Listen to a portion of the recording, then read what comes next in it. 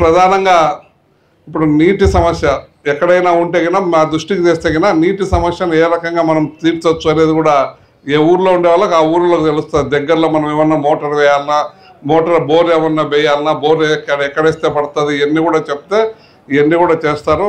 అది కూడా కాకుండా మన ప్రాంతంలో ఇప్పుడు నాకు తెలిసి చాలా ఊర్లలో నీటి ఎద్దడి లేదేమో అనిపిస్తుంది. ఉందా ఎక్కడన్నా?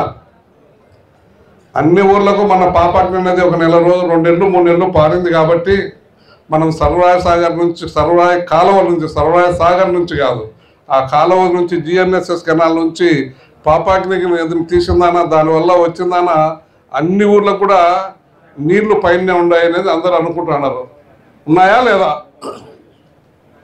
ఎక్కడన్నా తక్కువ ఉన్నా కూడా మనం మాట్లాడుకోవచ్చు. అందులో వీరపాయనపల్లి మండలంలో బాగానే చాలా ఊళ్ళో 5-6 పంచాయతీలకు 10 పంచాయతీలకు ఆ కాలువ మడి వచ్చినాయి. కమలాపురం మండలంలో అన్ని పంచాయతీలకు దగ్గర ఒక 2-3 పంచాయతీలు తప్ప అన్ని పంచాయతీలకు కూడా అక్కడి నుంచి నీళ్లు సప్లై అయిపోతూ ఉన్నాయి. ఉల్లూరు మండలంలో కూడా అలాగే జరిగింది. పెళ్లిమర్రి మండలంలో కూడా కొన్ని ఊళ్ళకు కూడా జరిగింది. ముందు పంచాయతీ సెక్రటరీకి చెప్పండి, మీకు ఆన్ నుంచే వీడికి రావాల్సిన, మా దగ్గర కూడా రావాల్సిన పనిలే, అక్కడి నుంచే మనకి ఏదన్నా పని జరగకుంటే వాళ్ళ నాన్నే పెట్టుకొని మాకు ఫోన్ చేస్తే అప్పుడే మాట్లాడి అప్పుడే చేస్తాం. మళ్ళీ మీరు అక్కడ నుంచి ఇంత దూరం రావడము వీడికి రావాల్సిన అవసరమే లేదు.